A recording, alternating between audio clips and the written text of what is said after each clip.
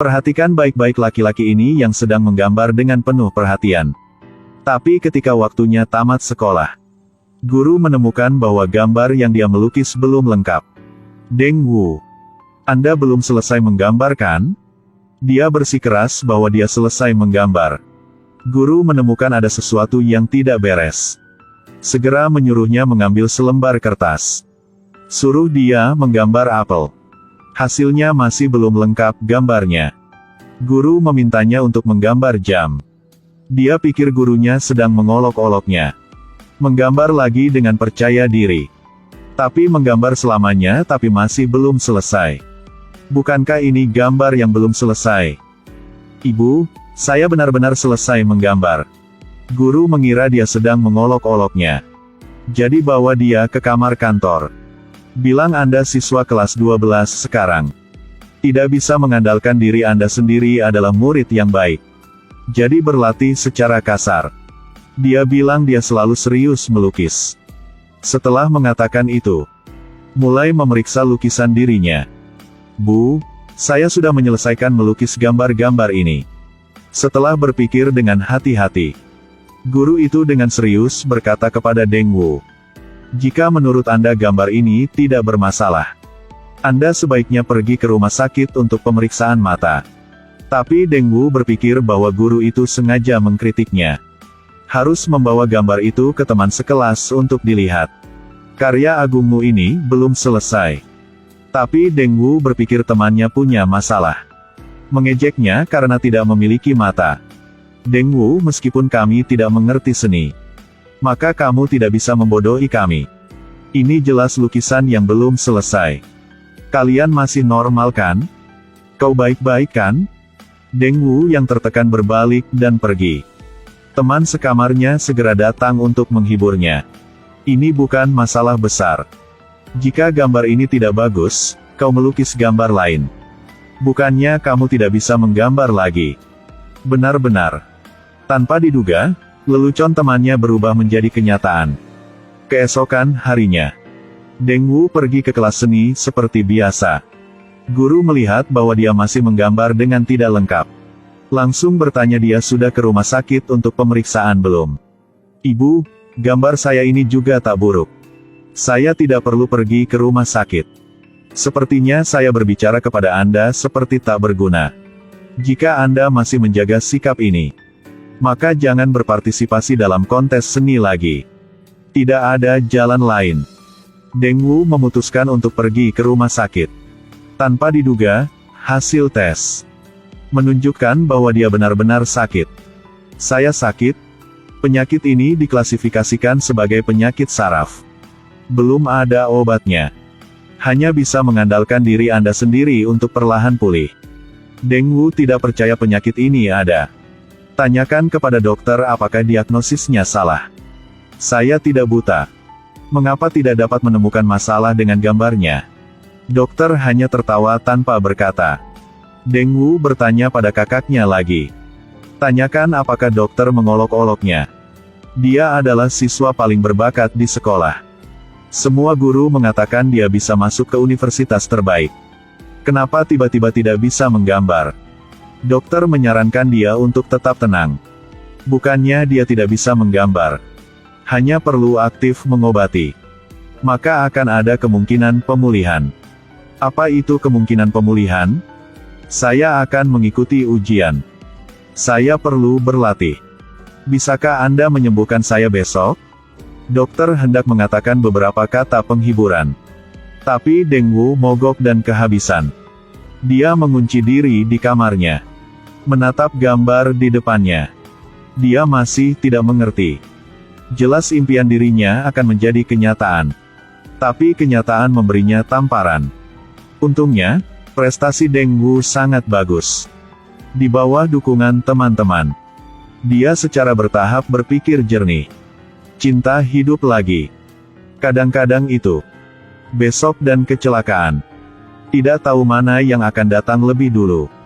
Jadi hadapi hal-hal yang dia sukai. Pasti berusaha yang terbaik. Sehingga kita tidak perlu menyesal ketika kecelakaan itu terjadi. Gadis yang menyentuh narkoba tidak bisa dibekukan. Kemudian bawa ke hidungnya dan cium baunya. Langsung menebak penyebab produksi narkoba gagal. Untuk menguji dugaan, dia mengambil sebatang rokok dan membakar narkoba itu menjadi bentuk. Bau terbakar segera membuat orang lain sadar. Seseorang menambahkan potasium nitrat di sini.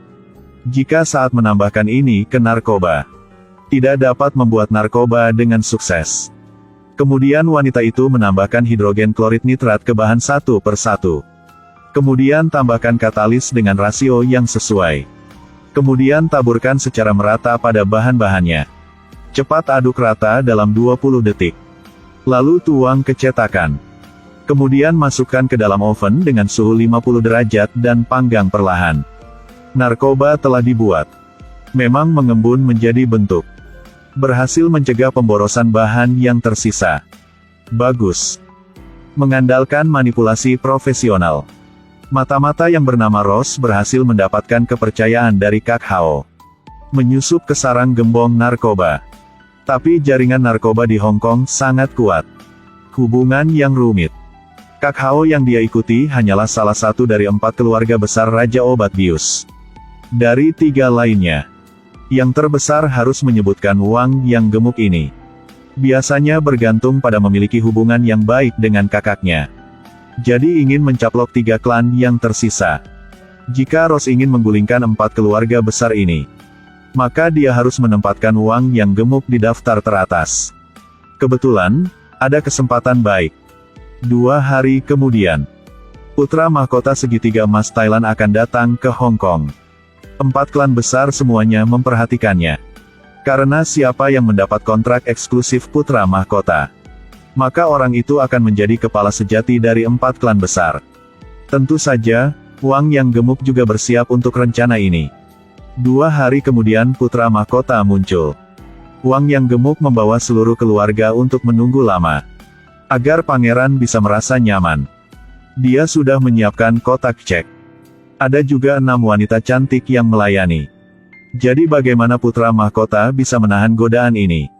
Jadi dia bilang dia sangat lelah setelah perjalanan panjang. Dia ingin beristirahat dan memulihkan kesehatannya. Tapi dia berharap seseorang beristirahat bersamanya. Mendengar itu, 6 gadis cantik segera berlari ke arahnya. Tapi putra mahkota merasa jijik. Yang dia inginkan adalah istri Wang. Aku menginginkannya. Saya tidak boleh. Tidak. Pria gemuk itu segera menjadi pucat. Tapi dia dengan cepat mendapatkan kembali ketenangannya.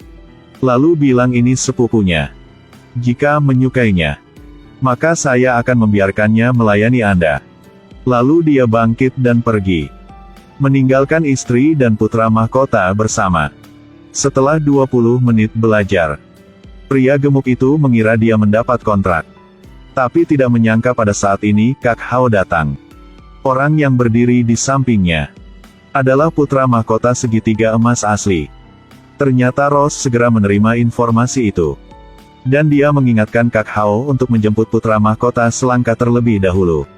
Dan mengatur peniru datang untuk bertemu dengan Wang gemuk. Kali ini kehilangan segalanya. Wang sangat marah sehingga wajahnya merah. Kabar ini kalau bocor keluar, maka Wang tidak dapat tinggal di Hong Kong lagi. Untungnya, pada saat genting, Kak Hao dulu adalah bawahannya. Dia telah menstabilkan situasinya. Kali ini, Kak Wang terjebak dalam konspirasi. Semua orang tidak bisa mengungkapkannya keluar. Jika ada yang berani mengungkapkannya, harus mempertimbangkan nyawa sendiri terlebih dahulu. Kemudian untuk menstabilkan suasana hati Kak Wang, Kak Hao menawarkan untuk meninggalkan Kak Wang 25%. Sisa 2 klan masing-masing 20%. Tindakan untuk menyenangkan orang kali ini membuat kedua kalangan Hong Kong segera menghormati Kak Hao.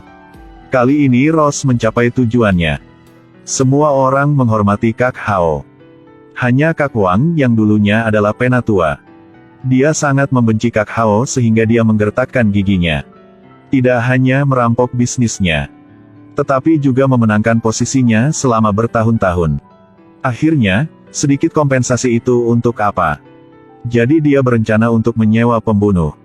Ini kebetulan jatuh ke dalam perangkap konspirasi Komite Anti Korupsi Independen yang diwakili oleh Ross. Sampai saat itu, mereka saling berkelahi. Dia berdiri di samping untuk menonton dan mendapat manfaat. Tapi apakah itu benar? Pada hari percobaan pembunuhan, Junior Kak Hao semuanya disuap oleh Kak Wang. Dia satu-satunya di sini. Dikelilingi oleh puluhan orang. Tapi di saat kritis, Ross melanggar misinya. Tiba-tiba muncul untuk menyelamatkan Kak Hao. Ternyata setelah lama berhubungan satu sama lain, dia jatuh cinta pada Kak Hao. Dia tidak tahan melihatnya mati sia-sia. Saat ini juga muncul polisi dari Komisi Independen Anti Korupsi. Hancurkan 3 klan besar yang tersisa. Menunggu tim Wang. Itu adalah keputusan hukum. Setelah melarikan diri, Kak Hao mengira dia telah kehilangan semua harapan. Jadi dia menuruti Ross. Pergi ke kantor polisi dan mengaku. Dan berkoordinasi dengan polisi. Berurusan dengan kekuatan yang tersisa. Sejak itu, Hong Kong juga telah mencapai perdamaian. Dan Kak Hao, karena dia melakukan penebusan, pengadilan menjatuhkan hukuman 20 tahun penjara.